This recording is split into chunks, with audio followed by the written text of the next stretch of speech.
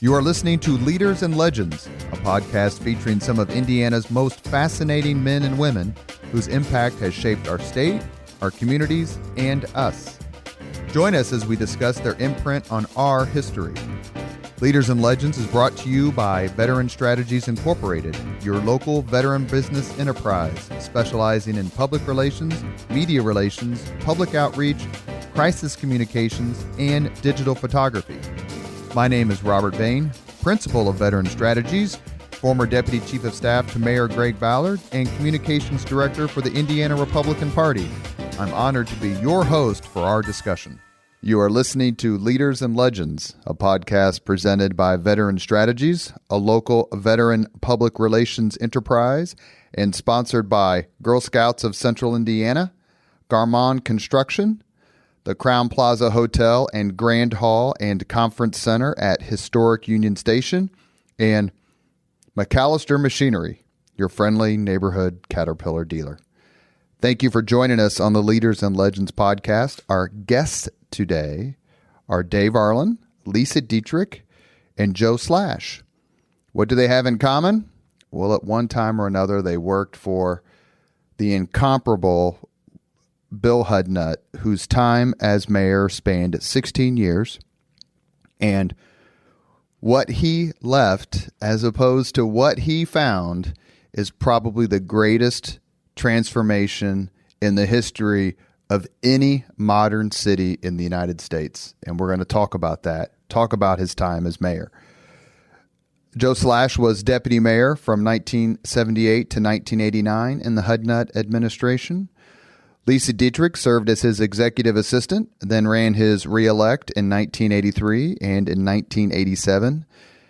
After you tamed Bill Hudnut, didn't you go tame Ed Tracy? I did, yes. Well, not that could be accomplished, but I did go work for Ed Tracy post Bill Hudnut. Former podcast guest, Mr. Tracy, and Dave Arland, who served as his final press secretary in the Hudnut administration, then went to go work for RCA with my dear uncle, Ed Milburn, who I know is going to be listening to this. And Dave, thank you very much. And I need to say this because if it was not for Dave Arland and a phone call he made to me on a Saturday morning, I never would have known about the open position for communications director at the Indiana Republican Party. He called and told me it was available and I should apply for it. And I did. And the wonderful Jennifer Hollowell gave me that position and it changed my life. So Dave Arland, thank you. Well, what a sweet thing to say at the very start. I hope you're still thanking me afterwards. Yes. Well, all three of these folks have made their mark. They're wonderfully kind people who certainly give a hell of a lot more than they take. And they worked for someone who loved this city.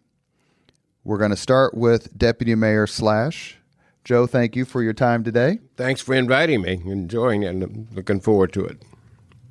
Bill Hudnut was elected mayor the first time in 1975. You joined his administration in 1978. What made you decide to venture into local government at that level? Well, and what was it about him that made that choice easy? Well, it's interesting how I got asked to come into the administration. I'm a CPA by profession and work for what's now Ernst & Young. It was Arthur Young at the time. And I was the manager assigned to oversee all the work we were doing for the city.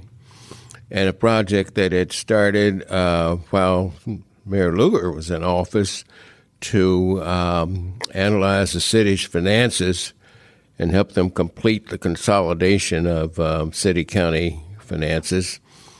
And we were also concerned about the unrecorded debt the city had. And so anyway, I led that project and assisted the city to convert from cash to accrual accounting. And that's how I got to meet both Mayor Lugar and Hudnut, and really got to know Hudnut pretty well during that process of completing the project. And he kept talking to me about, I'm going to need somebody to implement all these recommendations you made. And the firm said, Mayor maybe you ought to consider doing this. We'll give you a leave of absence, and if things don't work out with you and the mayor, come on back. Well, guess what? Boy, did we have fun. Mayor and I got along and hit it off right away, and we just absolutely had fun working together. But I had written along with my staff a very lengthy management letter with criticisms and concerns of financial weaknesses and plenty of recommendations. Mainly, the consolidation wasn't a real consolidation between total city and county. There was a lot of things that still needed to be moved over and consolidated. And anyway, when I came to work the first day, Hudnut had that management letter, walked over to my office and threw it on my desk. You wrote this damn thing down, put it to work, and get it all implemented. But that's really how I got to come in. You started in the mayor's office in 78. Right. Week before the blizzard. You led me right where I was going. You were there for the blizzard of 78. Yeah, what was that like? Barely had gotten started to work. Actually, I hadn't even been confirmed by the city county council until the following week. But the mayor's assistant, Reverend Charles Williams, called me and said, you really ought to come in here and spend the night with us. Literally? Literally, because I could not get to work.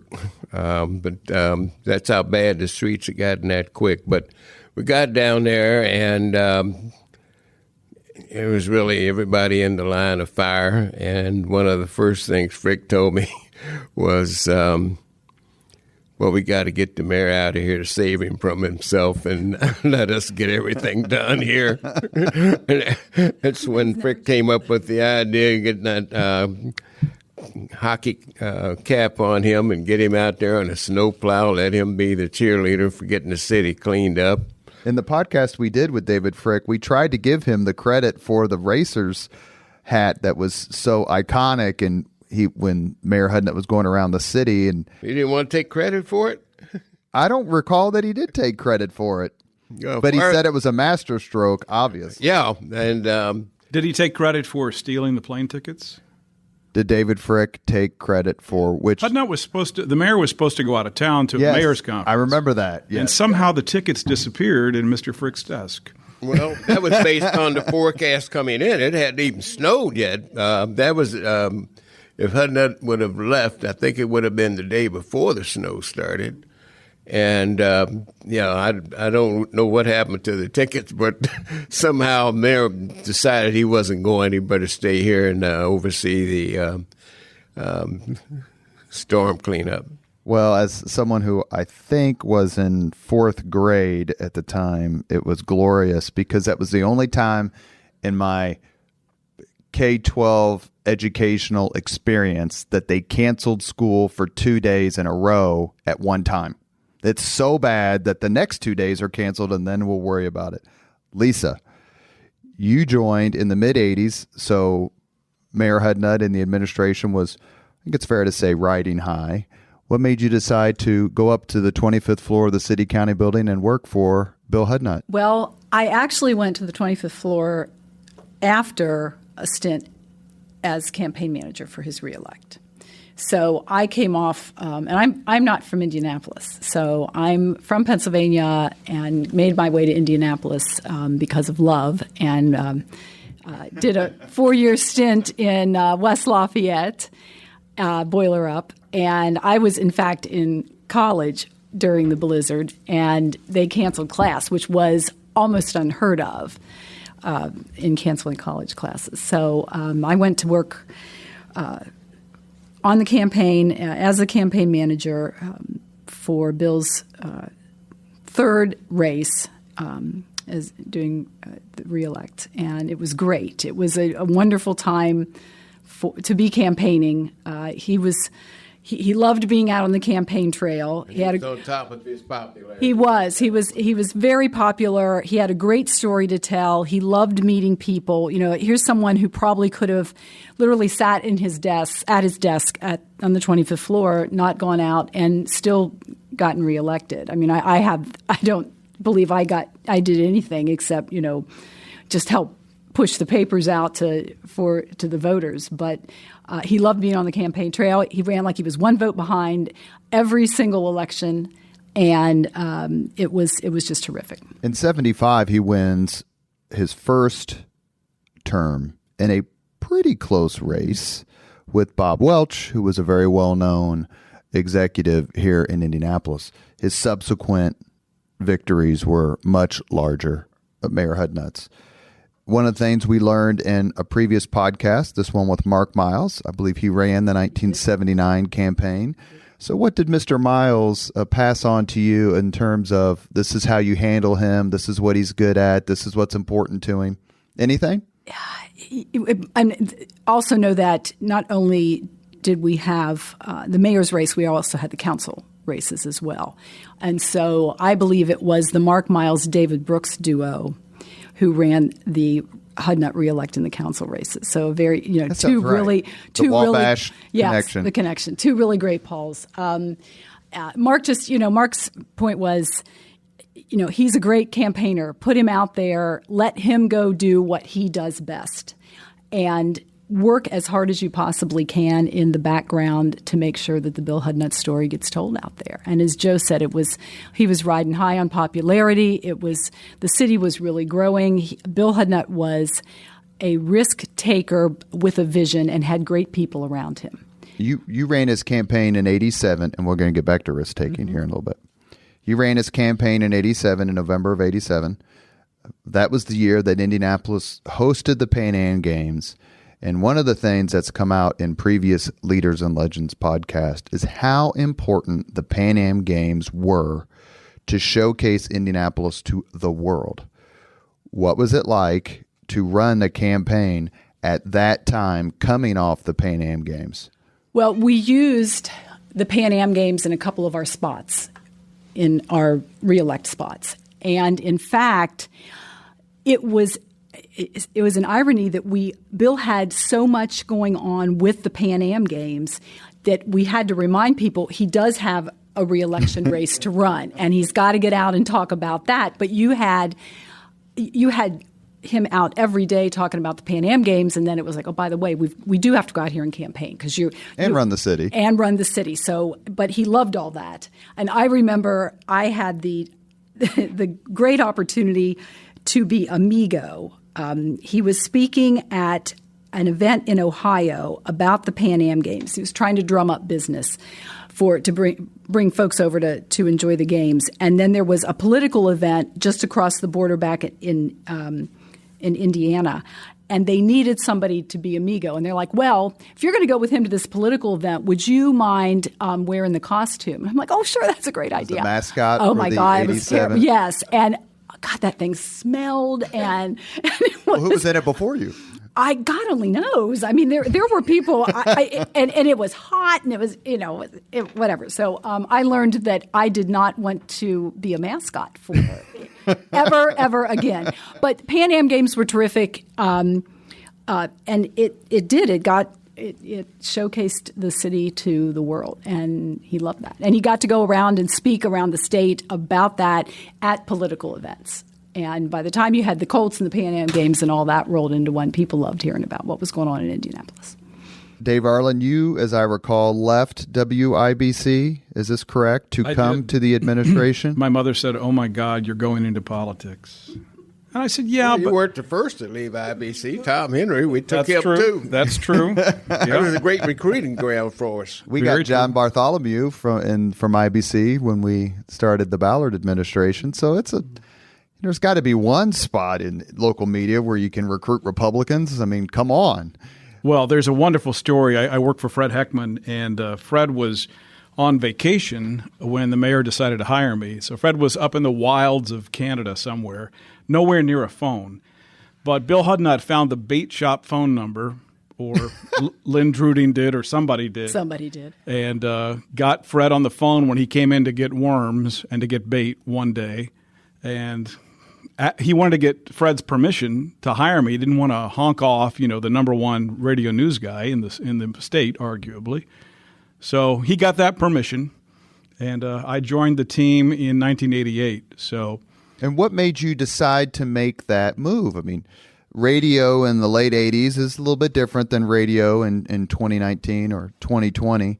So was it something about him specifically, or was it about just changing industries? I think it was the legacy that he had already built and his popularity as a speaker nationally, the way that he carried himself, the way he liked to talk about a competitive city but also a compassionate city, and I found that to be very attractive and alluring, and I wanted to be part of that. And about 3 weeks into being his press secretary, he had been at the Republican convention that year, and he came back and he called me into his office, and he used an expletive to point out that he hadn't been on television in 3 weeks. So, what was I doing with my job? But that's okay. Very, very high expectations. That actually prepared me for future positions, and that was good. By the time you got there, so you're talking about the last 3 years of a 16-year run, was there Hudnut fatigue in the media? Or was he still just the same big story that he always was? Well, I think he was the same big story in the sense that by that time, the so-called Hudnut Forever bill had passed the state legislature, so there was no longer a term limitation on mayors. They could be mayor as long as they want. He had other political ambitions. He ran unsuccessfully for Secretary of State, and several of us were involved with that effort. That was difficult. Because he lost, he wasn't used to losing, and of course he lost to the man who's our current mayor, Mayor Hudnut. When you saw the Hudnut, we don't do politics on Leaders and Legends podcast, but when you saw the ad that Mayor Hudnut did in his successful reelect in 2019, where he extolled the virtues of Mayor Hudnut, was it like, well, he saw the light, or? Yeah, every time, I know we don't do politics, but since you opened that door, gently, every time I saw that ad, in my head, I saw the ad with the little mayor's limo crossing the screen from the Secretary of State's race with the scroll of all the taxes that Hudnut imposed, And you don't get to where we are just by being static. And if there's a criticism of some of the other mayors that I would levy is, people tend to be very, very, very cautious because it's real easy, as you know, Robert, to step into it. And we did that frequently in the Ballard administration. Speaking of, now that's the opposite. Greg Ballard to be like, why am I doing all this media? Not get me on TV. It's like, why am I doing this TV? But we talked about boldness a few minutes ago. Well, Deputy Mayor Slash was there for the boldest of the boldest. Well, I was going to come back pick up on something Dave just said, about the ad with the tax hikes. We were first term. A couple things happened. Number one, we had the Bowen tax freezes on property taxes, so there was a limit to how much tax raise you could have annually, tied to the growth of assessed valuation. That was it. But more importantly, we had several federal revenue grants that under the President Reagan's administration were eliminated, namely revenue sharing. Revenue sharing were free dollars from the federal government to city governments to do whatever you wanted to. And those dollars were in police and fire pensions and streets. Paving streets. I mean, nothing helps you get elected more than fresh concrete and asphalt, and Hudnut used that. So we were able, with the federal revenue sharing, to pave, I remember, 220 plus street miles. And when that money was eliminated, we will put in for the next year's budget 20 miles of paving, and then struggled to how are we going to keep police and fire floating without laying off police and firemen. Well, that became a job that Fred Armstrong and I and several other people had to figure out. How are we going to keep from laying off? We just basically put a freeze on hiring police and firemen. But that necessitated us going to the legislature to work with other cities and towns to get local option income tax, because we weren't the only city that lost those federal dollars. And so other cities were anxious to replace those dollars too. So that was the first of the tax hikes. And other tax hikes that were referred to in that ad were basically bond issue tax hikes to take care of sewers that had to be replaced and added, give us more money for street construction. But those were necessitated because we lost revenue. We had to find ways to replace it. So those were tight years. They were really tight years in trying to get by on very restricted funds. So it was about a 2-year period that we were operating without those federal dollars before the local option income tax dollars, and then subsequently the wheel tax dollars started flowing back to the city.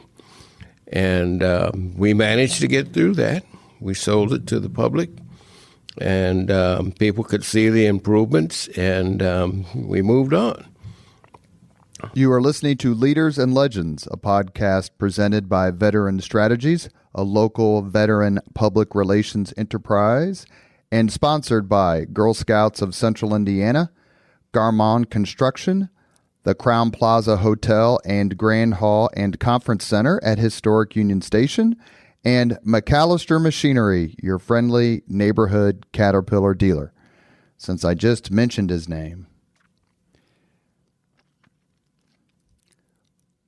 how did Mayor Hudnut cultivate local leaders, local businessmen to buy in to a lot of these ideas and bold moves to put Indianapolis in a place that nobody could have predicted in, say, the mid-'60s? And I'm talking about people like P.E. MacAllister and many others. Lesa? I think he checked his ego at the door. I believe he didn't care who got credit for what was happening. And he would like Dave to get him on TV or on radio or get a good article out there. But I felt like we'd come back from somewhere and he'd say, that guy was really great. Do you think there's a position for him on a board, or perhaps we come in and talk about some of his ideas? And I think he checked the politics of that particular person aside. He put his ego to the back and said, let's see what we can get done for the city. And that, I believe, was attractive to businessmen and women who wanted to come in and wanted to help. And this might have been their first opportunity to sit down and look at government and go, gosh, I've never been involved with government. I'm out here doing my thing and either creating jobs or doing my day-to-day job. But what can I do to come help Indianapolis? And I think Bill Hudnut was the kind of person who said, he's famous for saying, you can't be a suburb of nothing. We've got this downtown that we have to grow. And because if we don't do that, we're going to find ourselves not biding time and not treading water, but we're going to go backwards. We're not going forwards if we do not going forward if we just don't have people to come and help us. This is just a guess. Do you believe that Mitch Daniels learned that particular aspect of governing and leadership from Bill Hudnut, considering the people who populated his administration while he was governor? Mitch Daniels is a very smart guy, and I think he likes to say that he takes the best ideas from people and puts them forward. So I wouldn't pretend to know that. as a fact, but I would say it certainly helped. And Princeton cultivated both of those gentlemen very well. Robert, he wouldn't hesitate to invite business and civic leaders in to just throw the ideas out. As he said, we got a real dilemma here, and I need your help. And this is what we're dealing with, and I need some input, and we got to make some decisions if we're going to move forward. And you also use the Greater Indianapolis Progress Committee. I remember several occasions where we just had brain-picking sessions with the executive board of the Progress Committee and then throw it out there to the committee as a whole. And once you got the Progress Committee to buy in, the Chamber of Commerce was pretty well represented there, then it was time to go sell the public. But because you had community leaders involved with the Progress Committee, and they bought into a project like the Dome, it was go forth, as he said, go forth and spread the seed. And there we go. So there was just a lot of communication. He was a great communicator, and like Lesa said, he didn't care what the politics were. If we needed your support to buy into a project, bring them in, he said. Dave, you mentioned something earlier about a compassionate city. How much do you believe Mayor Hudnut's background as an ordained Presbyterian minister affected his worldview, A, and B, how he governed the city? Well, he was frequently quoted, and I heard him from the pulpit say, I do not preach politics from the pulpit and vice versa. I mean, in his head, there was a very clear demarcation. You know, you didn't. I think he was distressed by what we see today. He's a firm believer in the separation of church and state. Even though he was a Presbyterian minister. And so I think there was that ethos. That was his upbringing. His father, who he quoted frequently, William H. Hudnut II, and his grandfather, all men of the cloth. And really, they were all ministers? They were all ministers, yes. Yeah. And you know, he talked about at home, over the dinner table, it was always about education and a lot of discussion amongst the children. You know, I mean, his parents held him to very high esteem and very high expectations, and I think that kind of washed downhill for those of us who worked for him. But he would also set the tone. I mean, there were issues that we had. I don't want to, pass over the point that there were some difficult things. Police-community relations, very, very difficult. Infant mortality, still an issue in Indianapolis, but it was a severe issue at that time. And so he would carve up those issues just like he carved up streets, bringing people together. And, we are blessed, or we were blessed, and still are, with the Lilly Endowment and the munificence of that organization. There would be no Hoosier Dome without them. A lot of the other decisions that were made going after the Pan Am Games, a lot of the other things that happened, it was a collective effort. Somebody's got to be in charge, right? The mayor's still got to be in charge. But he wasn't afraid of taking risks. I wore my Colts socks today. I was in Baltimore 2 weeks ago, and I was wearing a Colts scarf on my winter coat, and I took it off and put it away. Those people are still angry. It's been 35 years. I got family out there still mad. Yeah. Well, I grew up. And I want to ask you about that specific thing. Ask everybody. We're here with Dave Arland, Lesa Dietrick, and Joe Slash, all part of the extended Hudnut family, talking about the man, Mayor Hudnut, and his time, 16 years leading the city of Indianapolis. One thing, and maybe all of you, but particularly Dave, what was Mayor Hudnut's reaction? How did it affect him when the civic leaders perished in the plane crash in the early 90s? Michael Carroll, Bob Welch, Frank McKinney, and others. Frank, he was supposed to go on that trip, but he didn't.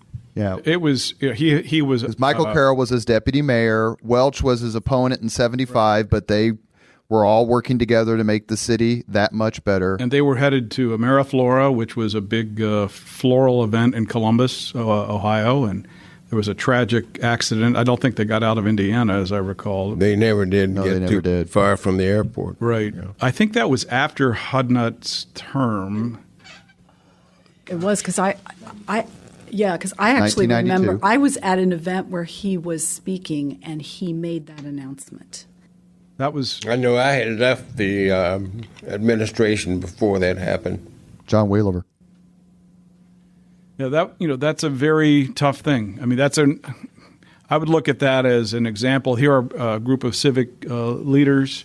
I don't know if they had been dispatched by Mayor Goldsmith or they were just going on their own, but that I think speaks to the spirit of Indianapolis and people collectively working together. It was also a time when the banks were owned locally. That's a good point. So that's come up before, actually. Yep. Things are quite a bit different than what they used to be. Let's talk about I hate to say the singular signature accomplishment of the Hudnut years, but it's pretty hard to top building a dome stadium with no team.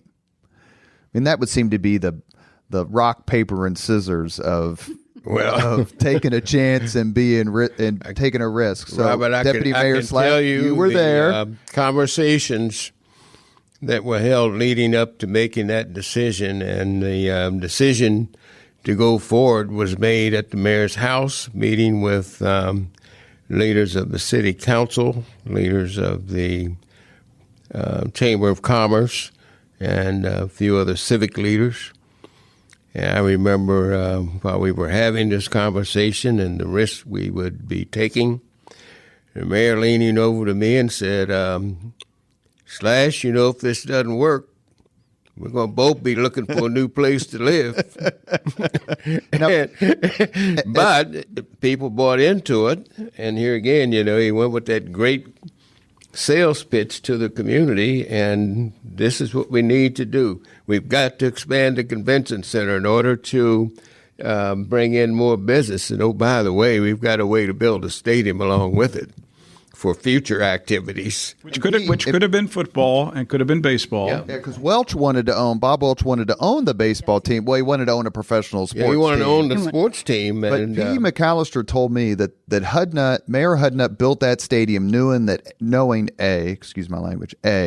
NFL was looking to expand, which it did, and B, that teams were dissatisfied with their dilapidated stadiums that had been built in the 30s and 40s and were looking for upgraded facilities. So it's a complete and total unbelievable game changer. But PE told me, look, we knew we had opportunities out there. Well, I think some other people behind the scenes that I think helped initiate the conversations with the coach were the Simon brothers. Mm-hmm. They were committed to this city with the Pacers, and they really wanted to get a NFL team here, and they were willing to help the mayor, and did. So there were a lot of people that pitched in to make this happen, but I remember when it came down to Irsay making that decision, if you recall, he had made a decision to go to Arizona a year before, and people in Arizona leaked it before Irsay could inform the governor and the mayor and other people out there, and he reversed his decision and stayed in Baltimore. So Hudnut wanted to make sure that nobody was going to leak this up. So people were all holed up at the Columbia Club. Wives couldn't tell anybody where we were. And Hudnut said, not until I get the phone call. I remember him saying, he and Johnny B. Smith, his next-door neighbor, who was the CEO of Mayflower, Johnny B. said, I know my trucks are out there somewhere, just like in Eisenhower's World War II, waiting on the word to go forth. I mean, that's what he said. And, when that phone call came in, I mean, the press were going mad trying to find somebody to get comments about this thing. And Hudnut was serious. He said, we're not going to blow this deal. So we're going to make sure people can't talk. We're going to get them all holed up together in here. And so when the call came in and he was able to make the announcement, the trucks were already on the move. So he was very careful and wanted to make sure that we weren't going to have the same fate as the people in Arizona had had the year before. But it was very important. Lesa, you were part of the Hudnut family by then. How much were you in on the scoop? And what was your reaction? Was it like the old man pulled it off? I can't believe it. I wasn't in that circle, if you will. I had bittersweet feelings because of Baltimore, right? It was one of the teams I grew up with. But I'm like, well, okay, fine. We'll bring him to Indianapolis so I can watch him here. But it was great. You could, because I was,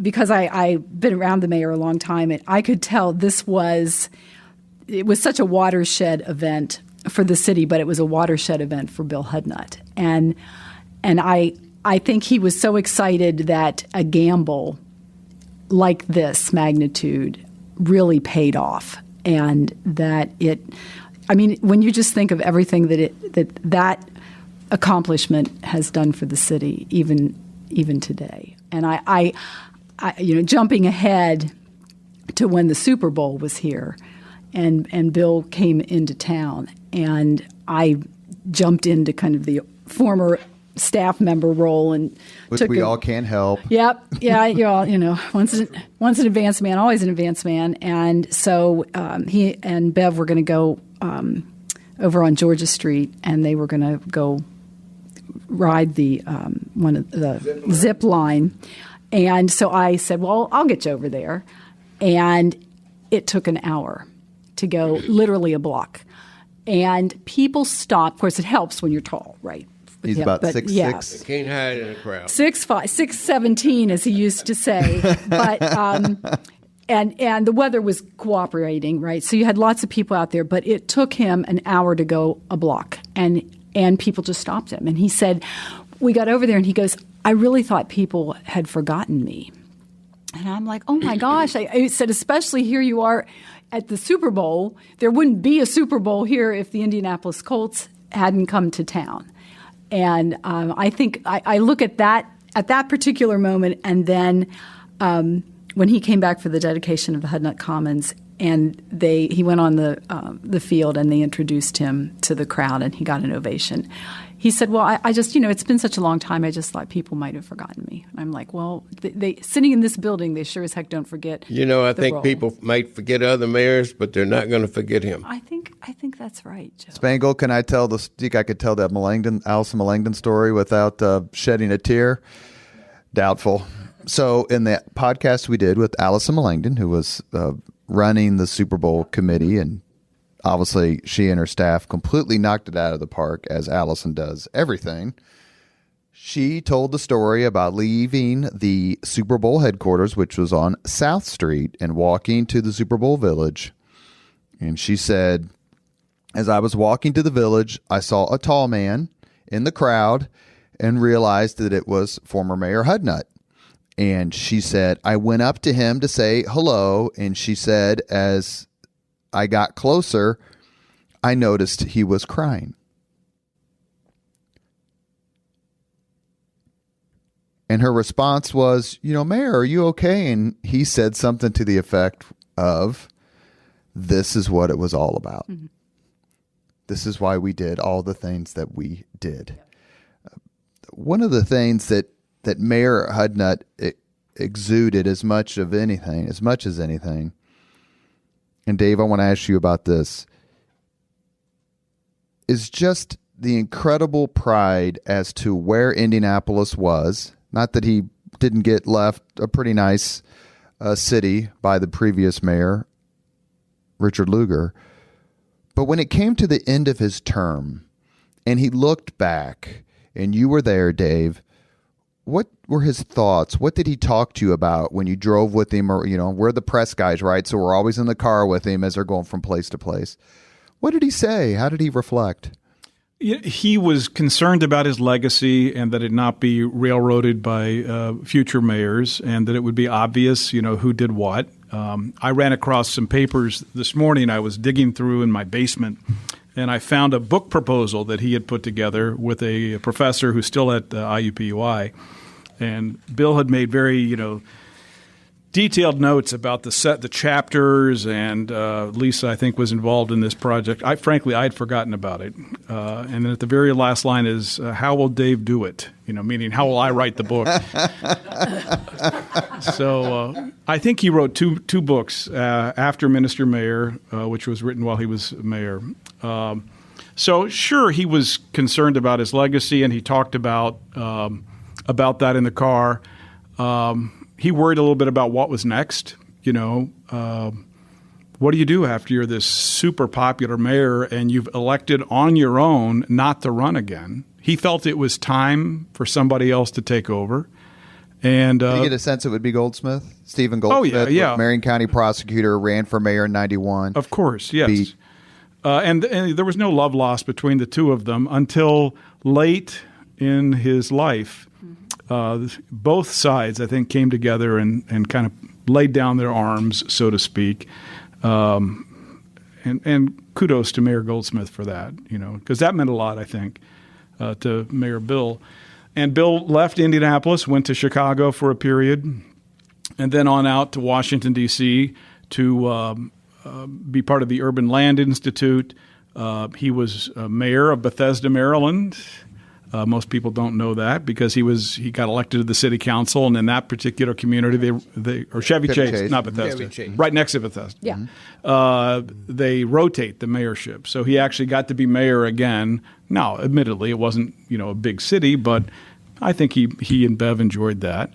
I'll tell you what he didn't enjoy. He said one night some guy called him just griping about the fact that somebody's leaf blower was too loud, and this next door neighbor, and he feels like, did you all get calls like that when I was mayor about people were complaining about stuff? And I'm like, well, yeah. You never heard about it, That's but right. we did. That's right. But You just had all of us to be the buffer. potholes and chuck holes and, fix the crack in my sidewalk. One of my notes, I found some speech notes from a speech he gave his last year, and he would say, since he became mayor, that together we have created over 100,000 jobs and opened more than 5,000 new businesses. That's quite an accomplishment. And I'm sure any mayor can make claims of that type. But, he was mayor for a long time, almost 4 decades. So Did he, and I'm going to ask Deputy Mayor Slash this too, but did he ever talk about what it was like to follow Richard Lugar? Who wasn't Senator Lugar, he wasn't this sort of Hoosier icon that Richard Lugar became, but clearly an unbelievably transformative mayor, not only politically, but in terms of policy and impact. Did he ever say, man, you know what, I had a tough act to follow, or was it more like we have to create our own legacy? It was more like the blueprint has been created. We have to carry it on and add to it. Did they get along pretty well? Absolutely. And I remember, if I would have to say the linchpin of the start of the redevelopment of downtown was the decision that Mayor Lugar made to build Market Square Arena, because the owners wanted to build out at Traders Point. And that's when Lugar said, if we're going to be a first-class city, we've got to build a first-class arena for our basketball team. And so the decision was made to build Market Square. That spurred the decision to build only the second new hotel that had been built in downtown since back in the 30s or 40s, and that would be the Hyatt Regency. That's actually built on city-owned land. A lot of people don't know. There was a long-term land lease created to build that plaza, and the city actually gets revenue off of the land lease that the Hyatt Regency and PNC Bank sit on. And that was necessary because there was no hotel in the area built to house basketball players with high ceilings and high showers. So there's a couple floors.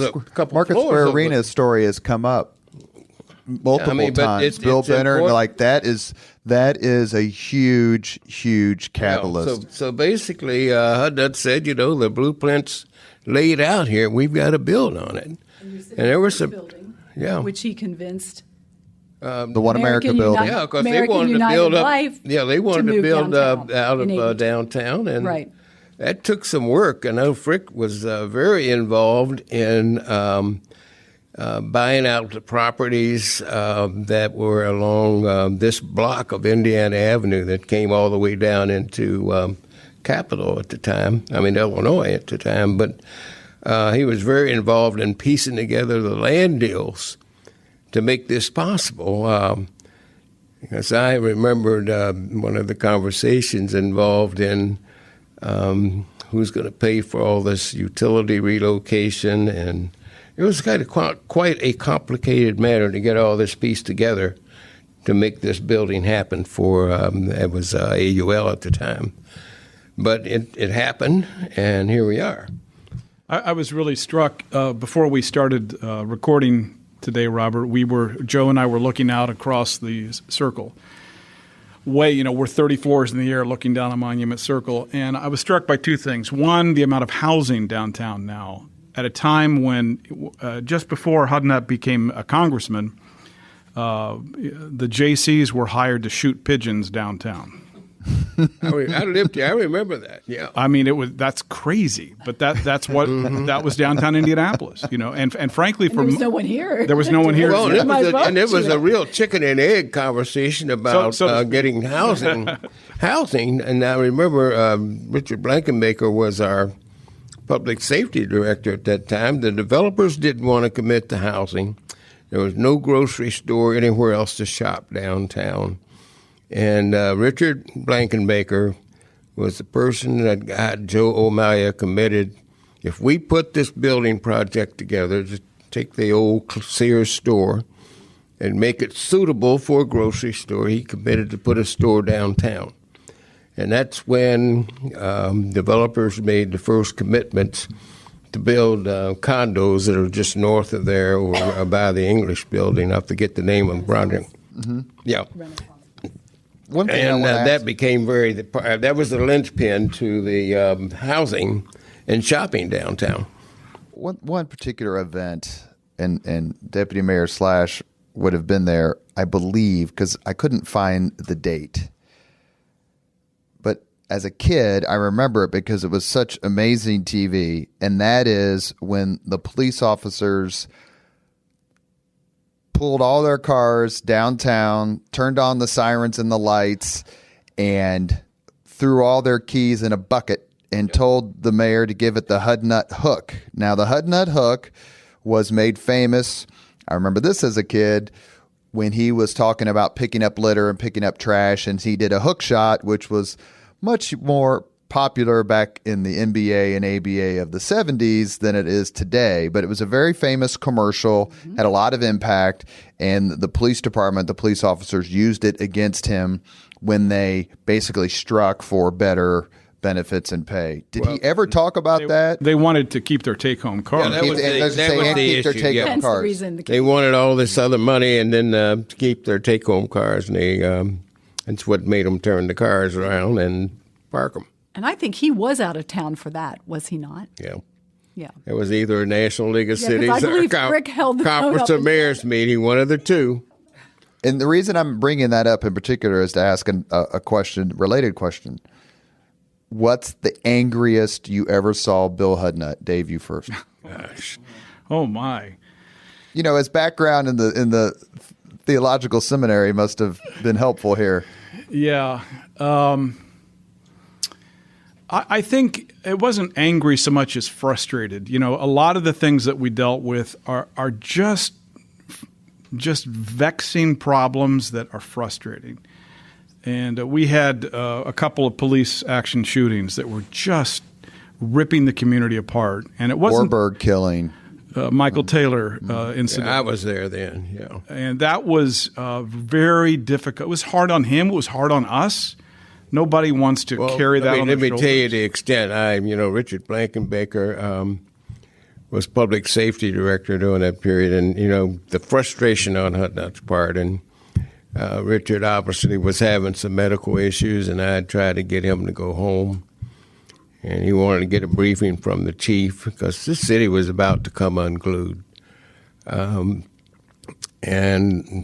while we were waiting right across the table from me, Richard had a stroke and looked up and said, I cannot move my limbs. I mean, that's the kind of stress that incident put this city under. And when was the Michael Taylor incident? Early 90s? 86. 86? 1986. And nobody believed that could happen, that a person with handcuffs could get out of them and reach and get a weapon out of their sock, so to speak, until I saw a 50-year-old pot-bellied police detective sit on the couch and do it so fast. And I had cop after cop tell me, you don't know how many times we put somebody in the back of a car with cuffs on them, and by the time we get to the jail or wherever we're going, they're sitting there with their hands on the front.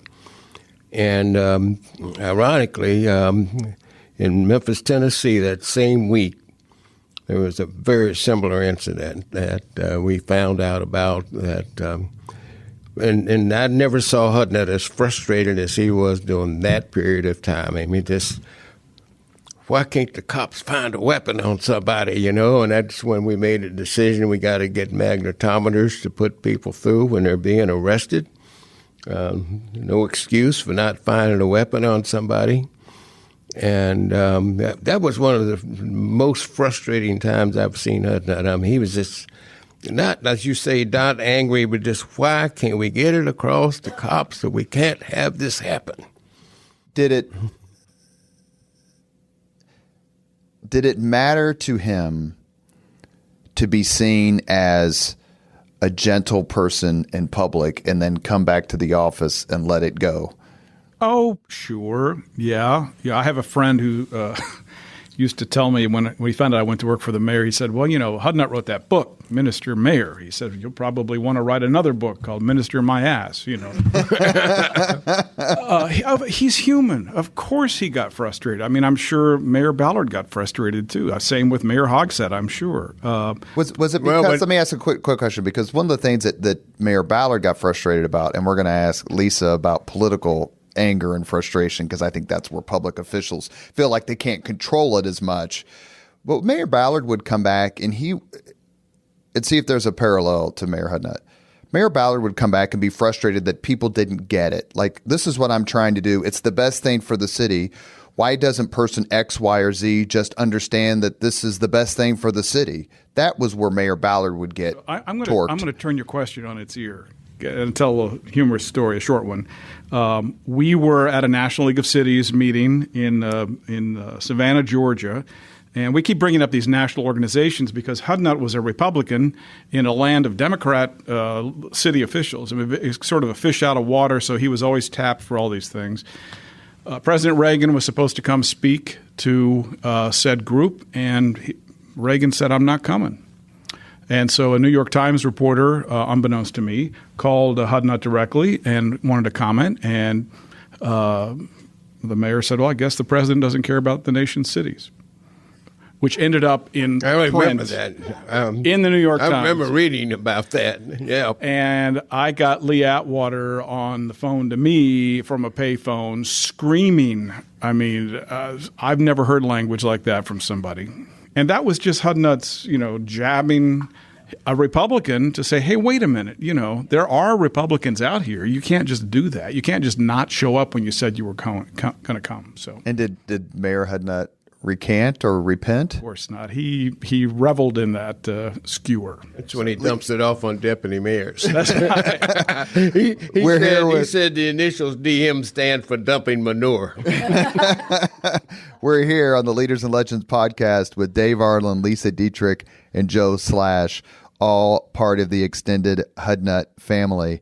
We're discussing Mayor Bill Hudnut and his time as mayor. Lesa, you ran two of his mayoral election campaigns. I worked for a mayor who called me his political hack, and he didn't mean it as a compliment. Would it be fair to say that you were, if not, is hack-ass? Is that a term?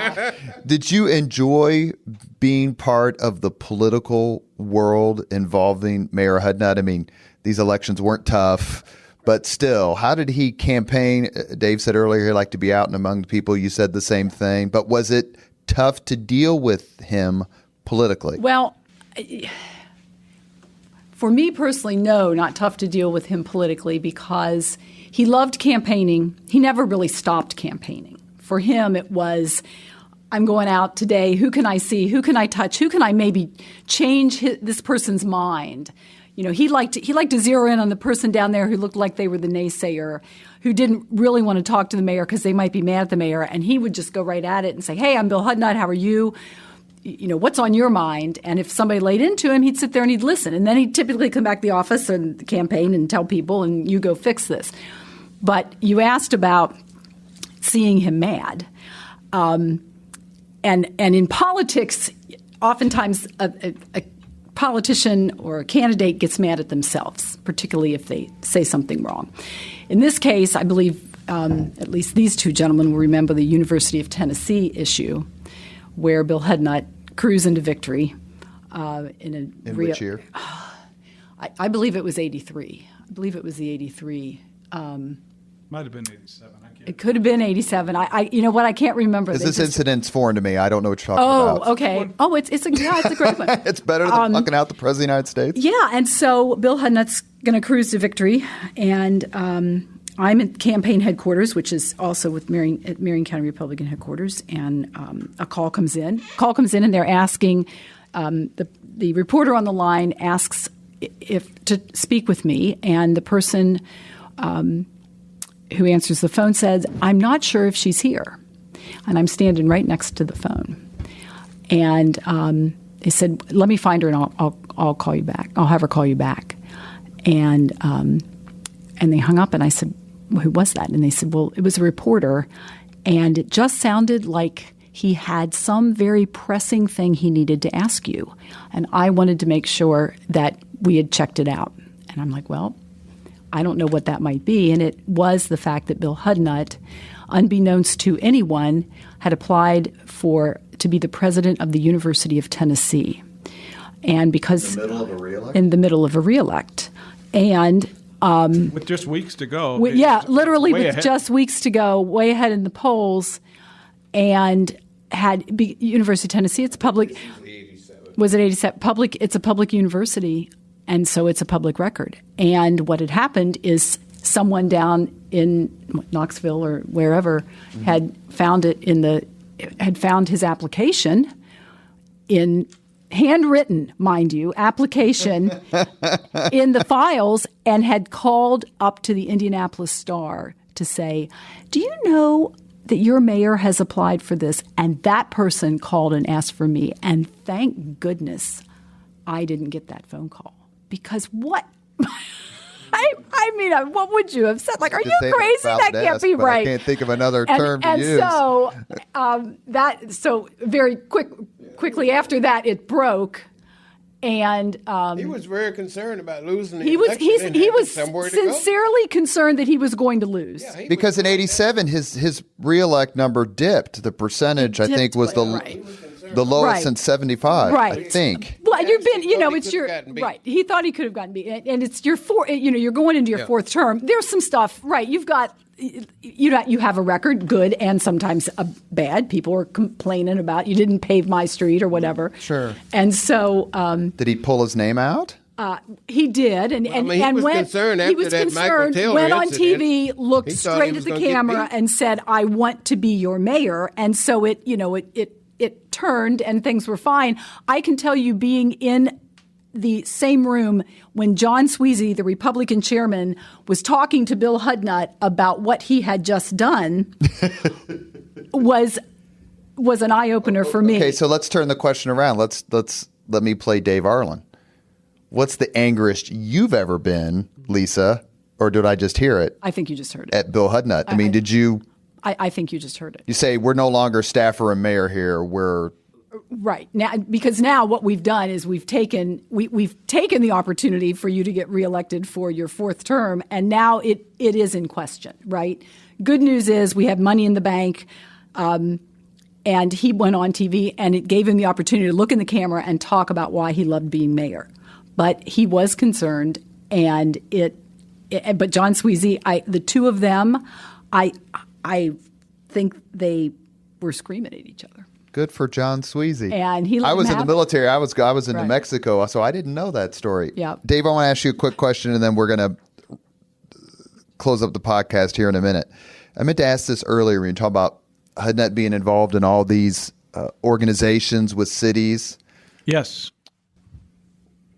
Can anyone tell me what it was like for the first National League of Cities meeting after he plucked the Colts out of Baltimore when he happened to run up against the mayor of Baltimore? Mayor Schaefer, I think he was Well, he Mayor became, then governor. mayor who Mayor became then governor. Yeah, I think that would have been the year Say we're talking 1983, 84. 84. Early 84 is when we had it here. yeah. Hudnut used to say, and I rehearsed this line when I was in the airport in Baltimore last week. Indianapolis didn't steal the Colts. Baltimore lost the Colts. Mm-hmm. And you mentioned, Robert, the decrepit stadium. Memorial Stadium, yes. And Irsay had tried to get a new stadium, and they had been he rebuked him. And David Frick on the podcast with him tells us a great story kind of about how all that happened. But it would be interesting to be at a National League of Cities meeting or U.S. Conference of Mayors meeting, and the guy in the room used to be the mayor of the city that had the Colts, and now you're the mayor. That guy never got over it, ever. So, and did Hudnut ever repent? He and Hudnut were close before that. Right. And And did Hudnut ever say, did Mayor Hudnut ever say, I wish we just would have had our own team that someone locally had owned, opposed to doing it this way? Well, I think you have to look at the opportunities that are out there, and I'm sure the Colts weren't the only one. Look what Baltimore got a few years later. The Cleveland Browns. They learned. The Raiders moved, and the Rams moved. So people move around. That's what happened. I think the one thing that I'll remember always is that, and I was reminded by this. I know it's a podcast. I can't show you a picture, but here's a picture from his official bio that we used to distribute, and it's him reading to children. And it just reminds me that we always had to block time on his calendar for certain things. And going to the public library to read to kids was sacrosanct. He really enjoyed doing that. That was really important. The only time he used to like to do is go out in the parks and get wet with the kids in the summertime. We'll take some pictures and we'll post them up. The only time that I met him prior to me working for Mayor Ballard is he would have all of the kids who were on the brain game up to the 25th floor. And that was a huge deal because you got to go to the observatory, and, it's a different city back then. But he was very interested in education and young folks. We've come to the end of the podcast, but we're going to end on a particular note. We're going to ask everybody a question and get their very quick response. Deputy Mayor Joe Slash, if you had to use one word to describe Bill Hudnut, which word would you use and why? Magnificent leader. Because Bill could coalesce even the most difficult adversaries. And one of the things that I never will forget that I can say I learned from Bill Hudnut, how to keep your friends close and your enemies closer, and how to turn your adversary into your advocate. He was great at doing that. Greatest lesson learned.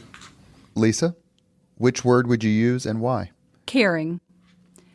And I feel that he always said he would like to be remembered as someone who governed well and cared about people. And I always remember him caring about people and caring about what they said and what their situation was or could be. And so when I think of Bill Hudnut, I think of caring. Dave Arland? Very high expectations. He demanded that of us, and we delivered for him, I hope. There's so many things that we didn't get a chance to talk about. The creation of the Sports Corp, his relationship with Andy Jacobs, which was by all accounts terrific, former political opponents, but very good friends. the list goes on and on. It's been a while since I've read it, but if I could try to accurately paraphrase Shakespeare's Julius Caesar, why, man, he doth bestride this city like a colossus. And that's what Bill Hudnut was, a colossus. And all of us who are either from this city, love this city, or both are incredibly indebted to him, his leadership, his courage, his personality, and his presence. Thank you, Joe Slash. Thank you, Lesa Dietrick. Thank you, Dave Arland. We appreciate your time today. Thanks for having us. Thanks. Thank you. Thank you very much for listening to Leaders and Legends, brought to you by Veteran Strategies Incorporated. If you want to contact us about this program or our menu of public relations services, please send us an email at robert@veteranstrategies.com. That's robert@veteranstrategies.com.